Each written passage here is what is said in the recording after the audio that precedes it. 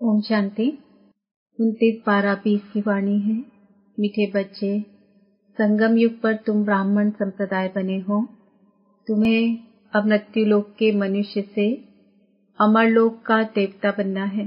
प्रश्न: तुम बच्चे किस नॉलेज को समझने के कारण बेहद का संन्यास करते हो? उत्तर: तुम्हें ड्रामा की यथार्थ नॉलेज है। तुम जानते हो ड्रामा अनुसार अब इस सारे मृत्यु लोक को भस्मीभूत होना है। अभी ये दुनिया वर्थ नॉट ए पैनी बन गई है। हमें वर्थ पाउंड बनना है। इसमें जो कुछ होता है वह फिर हूबहू कल्प के बाद रिपीट होगा। इसलिए तुमने इस सारी दुनिया से बेहद का संन्यास किया है। गीत: आने वाले कल की तुम तकदीर हो। ओम शांति। बच्चों ने गीत की लाइन सुनी। आने वाला है अमरलोक, यह है मृत्युलोक। अमरलोक और मृत्युलोक का यह है पुरुषोत्तम संगम युग। अब बाप पढ़ाते हैं संगम पर, आत्माओं को पढ़ाते हैं। इसलिए बच्चों को कहते हैं आत्म अभिमानी हो बैठो। यह निश्चय करना है। हमको बेहद का बाप पढ़ाते हैं। हमारी एम ऑब्जेक्ट यह है लक्ष्मी नारायण या मृत्युलोक के मनुष्य से अमरलोक का देवता बनना।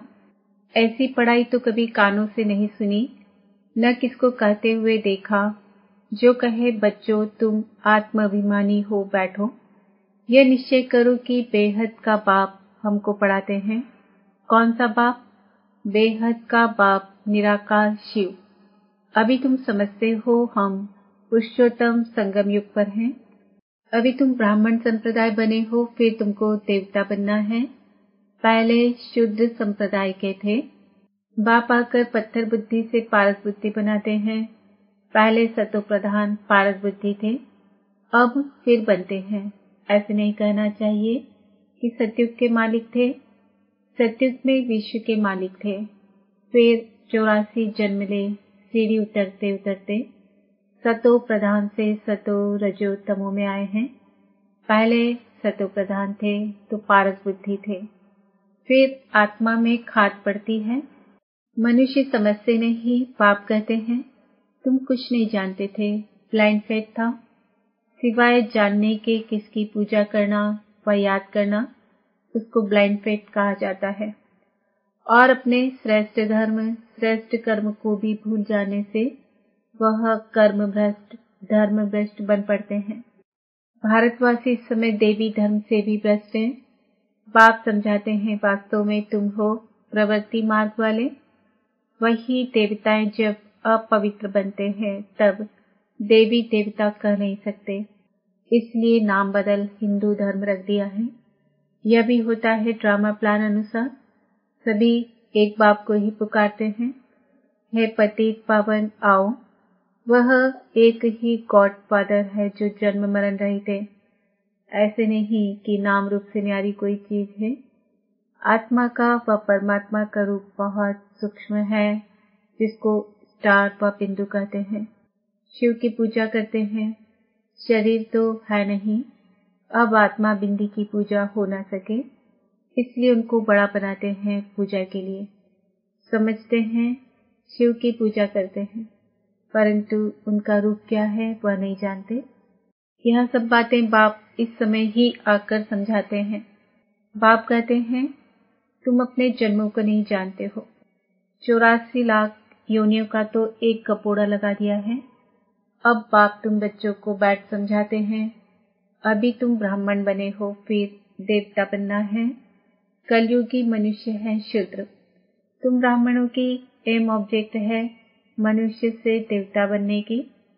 यह मृत्युलोक पतित दुनिया है। नई दुनिया वह थी जहाँ यह देवी देवताएं राज्य करते थे। एक ही इनका राज्य था। यह सारे विश्व के मालिक थे। अभी तो तमो प्रधान दुनिया है, अनेक धर्म हैं। यह देवी देवता धर्म प्रायः लोप हो गया है। देवी देवताओं का राज्य कब था, कितना समय चला, यह वर्ल्ड की हिस्ट्री ज्योग्राफी कोई नहीं जानते। बाप ही आकर तुमको समझाते हैं। यह है गॉड फादरली वर्ल्ड यूनिवर्सिटी, जिसकी एम ऑब्जेक्ट है अमरलोक का देवता बनना ना। इनको अमर कथा भी कहा जाता है। तुम इस नॉलेज से देवता बन काल पर जीत पाते हो। वहाँ कभी काल खा नहीं सकता, मरने का वहाँ नाम नहीं। अभी तुम काल पर जीत बन रहे हो। ड्रामा के प्लान अनुसार भारतवासी भी 5 वर्ष या 10 वर्ष का प्लान बनाते हैं ना। समझते हैं हम राम राज्य स्थापन कर रहे हैं। बेहद के बाप का भी प्लान है राम राज्य बनाने का। वह तो सब है मनुष्य तो राम राज्य स्थापन कर ना सके। राम राज्य कहा ही जाता है सतयुग को। इन बातों को कोई जानते नहीं है। मनुष्य कितनी भक्ति करते हैं, जिस्मानी यात्राएं करते हैं। दिन अर्थात सतयुग त्रेता में इन देवताओं का राज्य था। फिर रात में भक्ति मार्ग शुरू होता है। सतयुग में भक्ति नहीं होती है, ज्ञान, भक्ति, वैराग्य ये बाप समझाते हैं। वैराग्य 2 प्रकार का है। एक है हठ योगी निवृत्ति मार्ग वालों का, वह घर बार छोड़ जंगल में जाते हैं। अब तुमको तो बेहद का संन्यास करना है, सारे मृत्यु लोक का। बाप कहते हैं यह सारी दुनिया भस्मीभूत होने वाली है। ड्रामा को बहुत अच्छी रीति समझना है। जो मिसल टिक टिक होती रहती है, जो कुछ होता है फिर कल 5000 वर्ष बाद हूबहू रिपीट होगा। इसको बहुत अच्छी रीति समझकर बेहद का संन्यास करना है। समझो कोई विलायत जाते हैं, कहेंगे वहाँ हम ये नॉलेज पढ़ सकते हैं। बाप कहते हैं हाँ, कहाँ भी बैठ तुम पढ़ सकते हो। इसमें पहले 7 रोज का कोर्स लेना पड़ता है, बहुत सहज है। आत्मा को सिर्फ यह समझना होता है हम सतो प्रधान विश्व के मालिक थे, तब सतो प्रधान थे, अब तमो प्रधान बन गए हैं। 84 जन्मों में बिल्कुल ही व्हाट नॉट ए पैनी बन पड़े हैं। अब फिर हम पाउंड कैसे बने? अब कलयुग है, फिर जरूर सत्युग होना है। बाप कितना सिंपल समझाते हैं। 7 दिन का कोर्स समझना है, कैसे हम सतो प्रधान से तमो प्रधान बने हैं। काम चिता पर बैठ तमो प्रधान बने हैं, अब फिर ज्ञान चिता पर बैठ सतो प्रधान बनना है। वर्ल्ड की हिस्ट्री ज्योग्राफी रिपीट होती है, चक्र फिरता रहता है ना। अभी है संगम युग, फिर सतयुग होगा।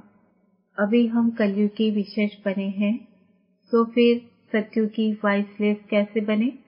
उसके लिए बाप रास्ता बताते हैं। पुकारते भी हैं हमारे में कोई गुण नहीं है, अब हमको ऐसा गुणवान बनाओ।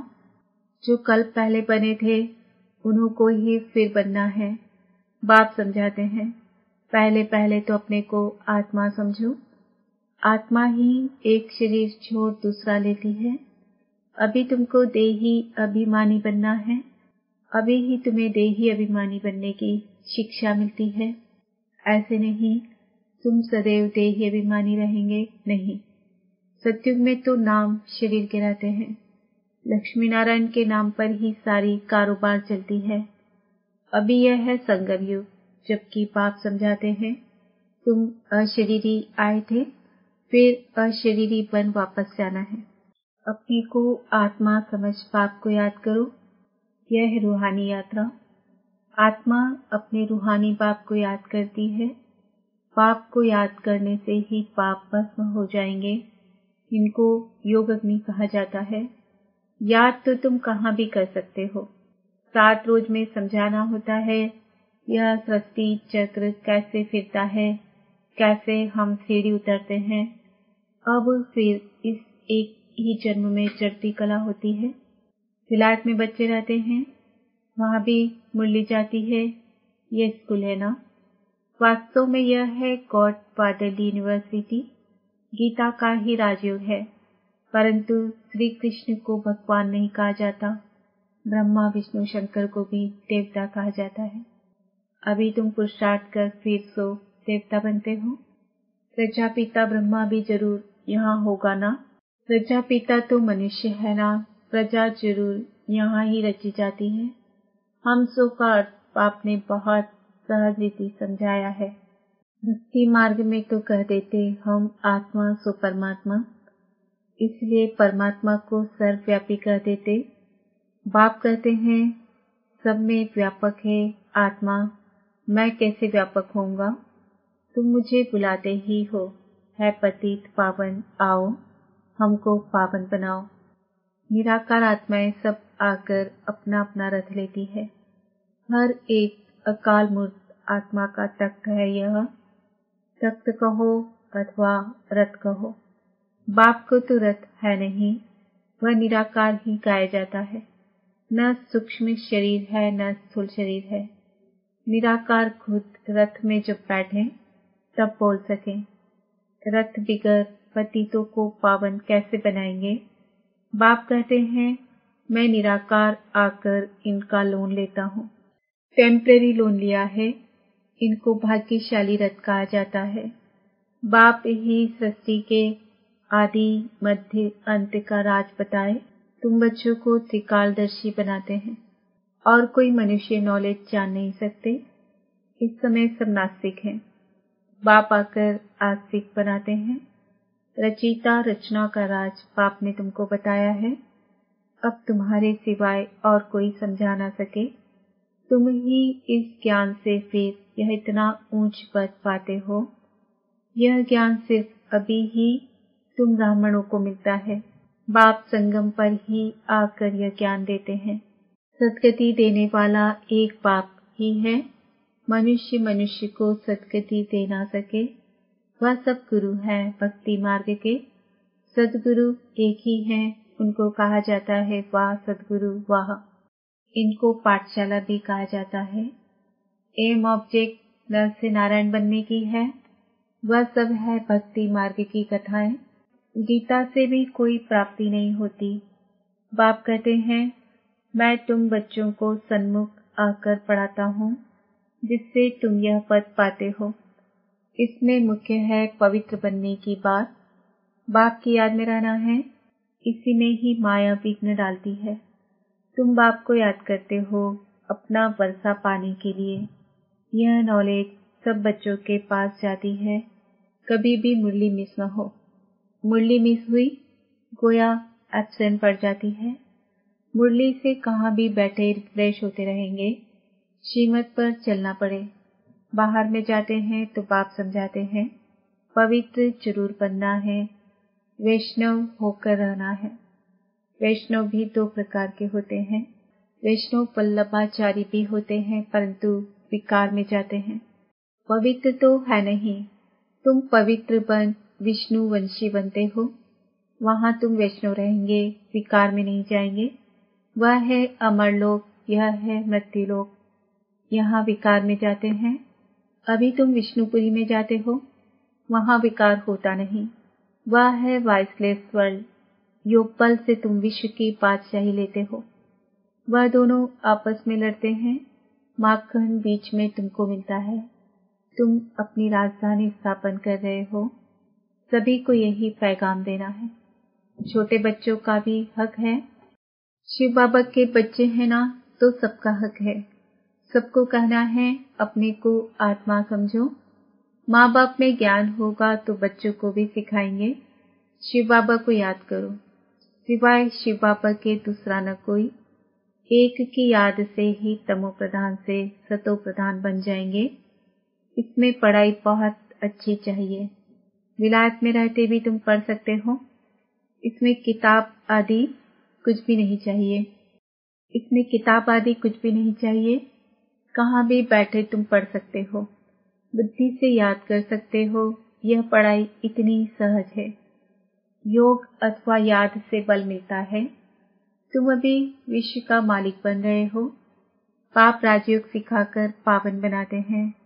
वह है हठ योग, यह है राजयोग।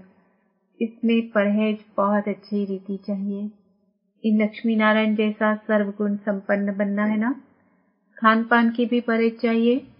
और दूसरी बात, पाप को याद करना है तो जन्म जन्मांतर के पाप कट जाएंगे। इसको कहा जाता है सहज राजयोग। राजाई प्राप्त करने के लिए अगर राजाई ना ली तो गरीब बन जाएंगे। श्रीमत पर पूरा चलने से श्रेष्ठ बनेंगे। भ्रष्ट से श्रेष्ठ बनना है, उसके लिए बाप को याद करना है। कल पहले भी तुमने ही यह ज्ञान लिया था। जो फिर अब लेते हो। सतयुग में और कोई राज्य नहीं था, उसको कहा जाता है सुखधाम। अभी यह है दुखधाम, और जहाँ से हम आत्माएं आई हैं वह है शांति धाम। शिव बाबा को वंडर लगता है दुनिया में मनुष्य क्या क्या करते हैं। बच्चे कम पैदा हो उसके लिए भी कितना माथा मारते रहते हैं। समझते नहीं, यह तो बाप का ही काम है। बाप झट एक धर्म की स्थापना कर बाकी सब अनेक धर्मों का विनाश करा देते हैं एक धक से। वो लोग कितनी दवाइयां आदि निकालते हैं पैदाइश कम करने के लिए। बाप के पास तो एक ही दवाई है, एक धर्म की स्थापना होनी है। वह समय आएगा सब कहेंगे यह तो पवित्र बन रहे हैं, फिर दवाई आदि की भी क्या दरकार है। तुमको बाबा ने ऐसी दवाई दी है मनमना भाव की, जिससे तुम 21 जन्मों के लिए पवित्र बन जाते हो। अच्छा, मीठे मीठे सिक्किल दे बच्चों प्रति माता पिता बाप दादा का याद प्यार और गुड मॉर्निंग। रूहानी बाप की रूहानी बच्चों को नमस्ते। हम रूहानी बच्चों की रूहानी बाप दादा को याद प्यार, गुड मॉर्निंग, नमस्ते, ओम शांति। धारणा के लिए मुख्य सार: पवित्र बनकर पक्का वैष्णव बनना है। खान पान की भी पूरी परहेज करनी है। श्रेष्ठ बनने के लिए श्रीमत पर जरूर चलना है। मुरली से स्वयं को रिफ्रेश करना है। कहाँ भी रहते सतो प्रधान बनने का पुरुषार्थ करना है। मुरली एक दिन भी मिस नहीं करनी है। वरदान: जुदाई को सदा काल के लिए विदाई देने वाले स्नेही स्वरूप भव। जो स्नेही को पसंद है वह स्नेह करने वाले को पसंद हो, यही स्नेह का स्वरूप है। चलना खाना पीना रहना स्नेही के दिल पसंद हो। इसलिए जो भी संकल्प व कर्म करो तो पहले सोचो कि यह स्नेही बाप के दिल पसंद है। ऐसे सच्चे स्नेही बनो तो निरंतर योगी सहज योगी बन जाएंगे। यदि स्नेही स्वरूप को समान स्वरूप में परिवर्तन कर दो तो अमर भाव का वरदान मिल जाएगा और जुदाई को सदा काल के लिए विदाई मिल जाएगी। स्लोगन: स्वभाव जी और पुरुषार्थ अटेंशन वाला बनाओ। आज का सम्मान है मैं आत्मा स्नेही स्वरूप हूँ। ओम शांति।